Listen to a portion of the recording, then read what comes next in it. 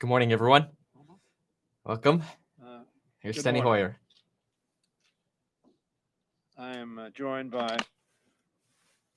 today's Speaker Pro Tem, Debbie Dingell from Michigan, Fellow Vila from the state of Texas, and Don Beyer from the state of Virginia.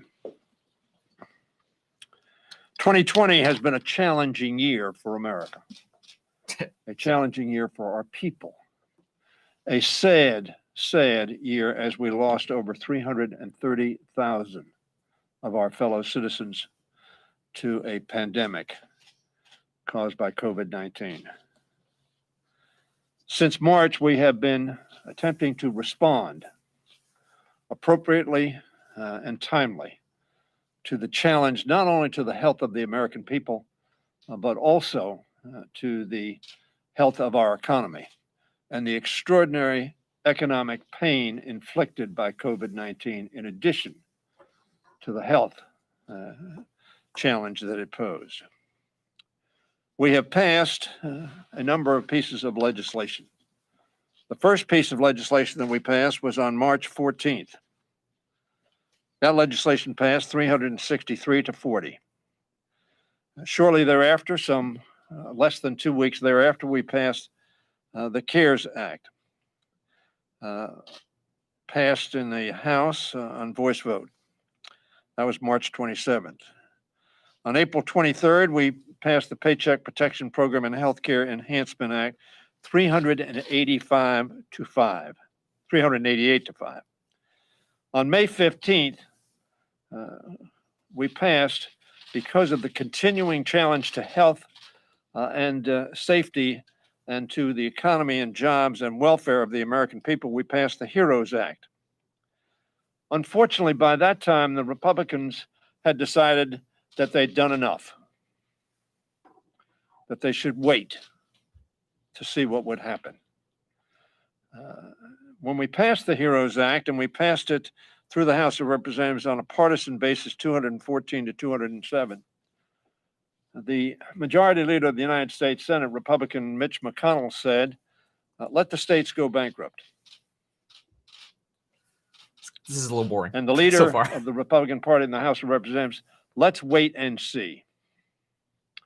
And of course, what we saw from March on was continuing death of our people, continuing challenge to our hospitals and our workers, and continuing devastation to our families from an economic perspective. We urged the Republicans to come to the table with us. Obviously, we hope he's going to give us some forward insight on what the plans are. Numerous times. But we could get no movement as the country continued to lose citizens as a result of COVID-19 and continued to have economic challenge. So when we came back in September, we passed another bill, reducing the resources we have dedicated to fighting the pandemic and uplifting the economy by 35% as an effort to reach compromise. That was unsuccessful. Now, at an hour far too late, but never too late to do the right thing, we passed a very substantial piece of legislation just a few days ago in the House of Representatives. It passed the House of Representatives 359 to 53 in a bipartisan basis after very tough negotiations, prolonged negotiations, in which we urged substantially more investment in America's health and America's economy. But that was opposed. And the deal that we made was a deal that we thought was appropriate in the sense that it had the votes to pass. And according to Republican leaders that I have talked to, had the representation from both Secretary Mnuchin and the President of the United States that he would sign the bill. That's true. He has still said he won't sign the bill, and I urge him and hope that he will sign the bill. Republicans had rejected proposals for higher stimulus checks in the bill that we passed and previous bills. Last week, as I said, we reached a bipartisan agreement. We sent the bill to President Trump to sign, and only then, after we agreed on a figure we thought was too low for direct payments to families and children, $600, but the Republicans would not take a higher figure, only then did the President of the United States indicate that $600 was not enough. As a matter of fact, Mr. Mnuchin had indicated that the lower figure might have been appropriate. Believe it or not, Democrats agree with the president, at least to the extent that we need to sign this bill now. 600 is certainly not enough for individuals who have been struggling these past 7 months, and it isn't enough to provide the boost our economy needs. President Trump, as I said on the floor, on behalf of the Speaker and myself, I asked for unanimous consent to pass a bill which would have responded to the president's request. But because we did not have the agreement of the minority leader, again, I offered there are 3 people who can stop a unanimous consent by any one of them disagreeing. And I offered it on behalf of the Speaker of the House, Nancy Pelosi, and myself. But it was not agreed to. This morning, I asked, as I said, unanimous consent. Under the rules, all 3 of us had to agree. 2 of us did. The minority leader did not. House Republicans rejected the unanimous consent request, blocking that increase sought by Democrats and now also by President Trump. The American people need to know with certainty that Democrats are trying to get them higher stimulus payments. This is Christmas Eve. Yeah. Surely, the President of the United States, whether he's in Mar-a-Lago or any place else, ought to empathize with the pain and suffering and apprehension and deep angst that the American people are feeling this Christmas Eve and sign this bill. As we saw today, Republicans in Congress and the White House can't agree on what they want. Again, this bill passed overwhelmingly through the House of Representatives and the United States Senate. Entire COVID-19 relief package, so desperately needed by our people and our businesses, remains on the president's desk, and he can sign it today.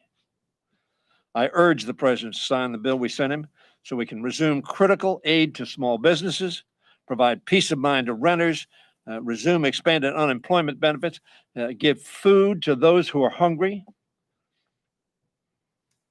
to assist our healthcare workers, to make sure the vaccine is not just in vials, but in arms. In sum, to make sure that the relief that American people need and that the economy needs is adopted. He needs to sign this bill to ensure that the government remains open and serving the American people as well. How ironic it would be to shut down the government at a time of pandemic crisis, the very time when government services are needed the most. No partisan politics. Put the people first. Questions? This bill is for the people, for the country. Sign this bill, Mr. President. Now I yield to the gentlelady from Michigan, who was the president pro tem, presiding today, and who's been such a fighter on behalf of all the bills I talked about in getting. I hope he opens up to questions from the press so we can get a little bit more insight on what to expect next. So far, we've heard a summary. Obviously, Republicans have rejected the $2,000 unanimous consent amendment. An incredible leader of trying to get something done over the last few months. It is Christmas Eve, but it is not a silent night. All is not calm. For too many, nothing is bright. And for too many, they are not sleeping peacefully. I did a town hall last night that had people crying, people terrified of what is going to happen. I have for months been talking to 10 restaurant owners a day who are desperately trying to survive. I've been talking to people who were scared they were going to be kicked out from their homes during the Christmas holidays. It still might be if we don't sign this bill. A father who called me 2 weeks ago and who said to me he had told his child that Santa Claus couldn't come this year, but he wanted to be able to feed her for Christmas. People don't know what the hurt is like there. Was this bill perfect? No, but it was a down payment on getting COVID relief to the people of this country.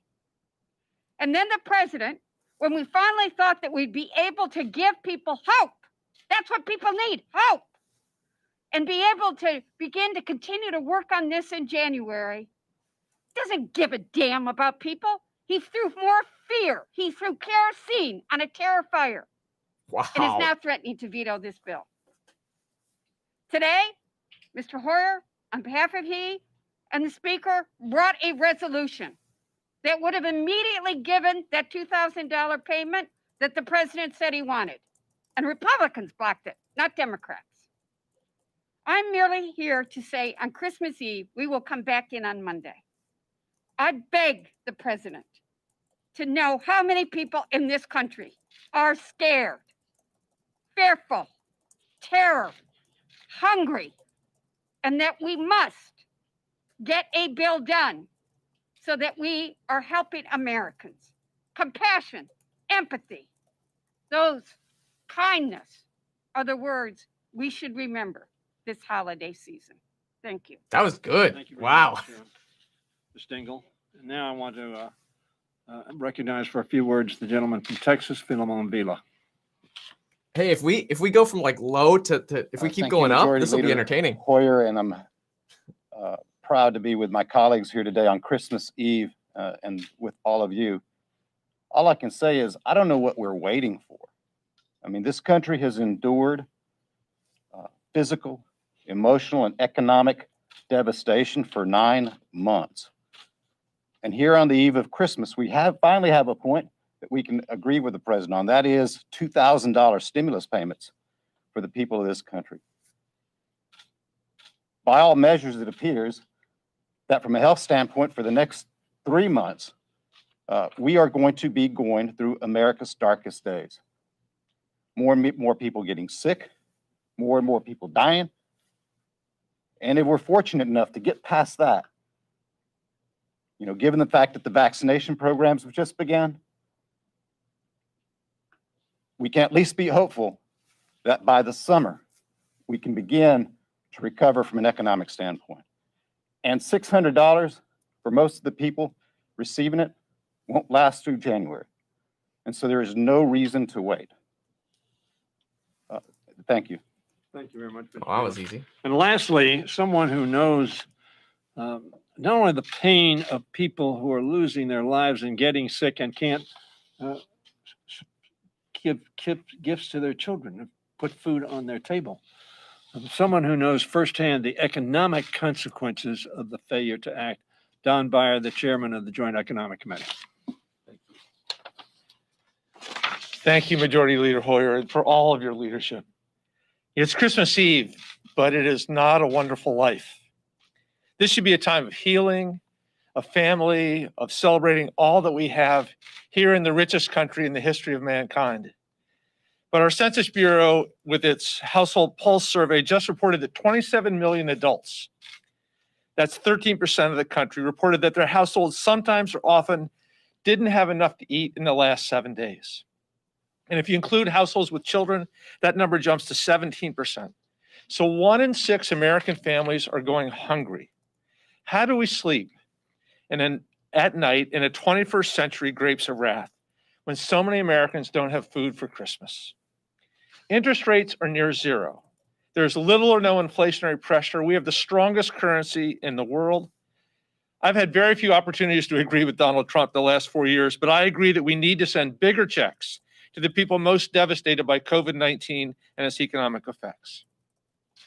It's terribly sad that on Christmas Eve, House Republicans just objected to sending hungry American children and their parents more money. checks demanded by President Trump. I called for direct payments to the American people on March 10th, and the House passed the HEROES bill in May with direct payments, PPP support to small businesses, strong unemployment aid, and nutrition and rental assistance. The House, as Majority Leader Hoyer said, has acted again and again and again and again. And yet, despite the yeoman labors of Speaker Pelosi and Secretary Mnuchin, Senator McConnell blocked everything for 8 months. But we will not give up. I hope on Monday we will send stronger necessary relief check legislation to the Senate, hoping and praying that Mitch McConnell and Kelly Loeffler and David Perdue will open their hearts and minds to the sufferings of so many American families. Mr. Majority Leader, you. We'll take a couple of questions. Oh, questions. Mike? The UC was just blocked. You come in Monday, you can pass the $2,000 bump, but there's no indication that Mitch McConnell will take it up in the Senate, let alone that it could pass if he did. How do you prevent a shutdown at this point? What is going to happen next? We can Good only question. do in the House what we can do. We will have a new president in less than 30 days, of course. That president will give leadership. This president, again, told Republican leaders that he was going to sign this bill. And then he gave his 5-minute press conference. We can do what we can do. And so on Monday, I will be talking to the Speaker, to the members of the Democratic caucus, to determine exactly how we want to move forward. But we're not going to let the government shut down, nor are we going to let the American people down from our perspective. Let us hope that we join together. As I mentioned, so many of these bills were overwhelmingly bipartisan. Just days ago, both the House and the Senate overwhelmingly passed a bill that we sent to the President of the United States, who has demurred so far. He has not said he's going to veto the bill. I hope he doesn't veto the bill. I hope he signs this bill.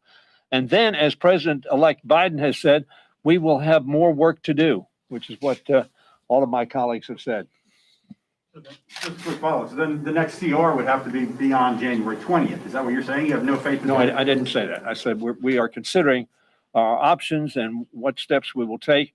And I will tell you that there are continuing discussions going on between the Speaker and the Secretary of Treasury and the administration. Oh, that's good. You basically got that one said. Yes. I'm wondering, in hindsight, if it was a mistake to tie the omnibus to the COVID relief. Apparently, President Trump doesn't know, even though his administration requested it, that foreign aid is in the omnibus. So, in hindsight, was that a mistake? You know, the COVID relief is so desperately needed for American people. Why not separate it out? Why not have two separate bills? Let me say, perhaps the only mistake was believing the President and Secretary Mnuchin when we were told that the bill we passed would be signed by the President of the United States. We signed it on that premise with that expectation and with that representation. So in that context, no, it was not a mistake. Because we thought, as the previous bills, understand, we've had 4 bills that passed overwhelmingly after negotiations with the participation of Secretary Mnuchin on behalf of the administration, and the President signed those bills. So this is an anomaly in this process. You said the Speaker's talking to Mnuchin, but I mean, do you have any sense that Mnuchin actually has the President's proxy after you've gone through this exercise? Yeah. He is the person with whom we have to talk. So we're talking to him. We hope that the answer to that question is yes. It was yes in previous occasions, not just on the COVID legislation, but you'll remember he and Ms. Pelosi reached a budget accommodation 2 years ago, which set the spending levels for 2 years, and that was agreed to as well. So we've had an experience where the President has, in fact, acted consistently with the representations made by Secretary Mnuchin. So we'll see. Again, the President, I want to make it clear, if you listen to the President's 5-minute, whatever adjective one wants to apply to it, he did not say, I'm going to veto the bill. He said that it was insufficient, wanted more, which is why we responded this morning to try to, consistent with the President's request, to accommodate his perspective. Last question. But doesn't that just put you at an impasse? You tried to do what he wanted, the Republicans don't want it, they asked for something, you don't get it. It's like, I mean, honestly, like, you following Mike, like, where do you go from here that doesn't shut down the government? I know you say you Well, don't want to shut understand- it down, but like, Understand, today is what we call a pro forma session. At a pro forma session, nothing can be done of legislative substance unless it is by unanimous consent. So the only thing we could do today was ask for unanimous consent. That will not apply this coming Monday. Thank you all very much. Okay, let's recap this. See if they... Have a wonderful holiday, and we look forward to seeing you back after your long respite. Ah, hi. here we are. It's always funny to sometimes listen to see what they say here at the last minute. Okay, so what did we just get? Well, here's what we got. So let's do a quick little recap here. So Democrats just brought up their unanimous consent amendment to get $2,000 stimulus checks passed immediately, but that failed. Republicans then requested unanimous consent to demand a renegotiated foreign aid spending package. Both of these measures failed. The House was then adjourned until Monday, which is when the House will then again try to pass $2,000 stimulus checks. The members of the House are urged and Congress are urged to keep a flexible schedule because it sort of implied that maybe they'd be called back early, but I doubt that. I would expect that currently the House is planning to meet Monday at 2 p.m. Eastern Time. There will be no votes until 3 p.m. Steny Hoyer said that people need to know that Democrats want to get the people higher checks, but that the president should immediately sign this bill so that we can get at least something done. Republicans and the White House can't agree on what they want is something that we also heard in this press conference. And so far that does seem to be true, right? Because you've got Republicans who have so far denied the $2,000 stimulus check amendment. On the flip side, you have President Trump saying, let's do $2,000 stimulus checks. Then we had a super impassioned speech by the Speaker Pro Tem. It was actually really good. She says, and I'm not going to have the same passion that she had, very impassioned. But anyway, she said, we agree with the president. The people are suffering. The people are scared. Santa isn't coming. We've got to get the bill done, yet Republicans blocked us today. We agree on Trump's $2,000 and they blocked us. The president and Republicans can't agree. The $600 won't last. We need more money. Then we had somebody with more of an economic background come up and suggest, hey, look, we've got low rates, low interest rates, low inflation. We need to send bigger checks. And economically, it makes sense to send bigger checks. I personally agree with that as well. And then in questions, the first question was, what if you can't get it done? Like, what if Monday comes and you can't get anything done? And Steny Hoyer replied to this and said, well, we'll have a new president in 30 days. And that the president said, that Donald Trump said he'd sign this bill, but then he refused to. And so maybe, in other words, things would be different if Biden were president. Steny Hoyer says, we won't let the government shut down, nor will we let the people down. But then he followed that up with a qualifier after the fact, saying, from our perspective. So in other words, Democrats are going to try to prevent the government from shutting down. And Democrats are going to try to prevent from letting people down from their perspective. Which is when he was asked, basically, which is the perfect follow-up question, does that mean the next continuing resolution will be extended to beyond January 20th? Which makes sense because he literally just said, we'll have a new president soon. You know, the current president said he'd sign and now he's not. So, you know, we're going to do whatever we can to not shut the government down, which naturally implies, okay, we'll do a continuing resolution until January 20th or beyond that. Steny Hoyer said, well, I didn't say that. Speaker Pelosi and Mnuchin are talking, which was actually a little bit of a bombshell that Pelosi and Mnuchin are talking.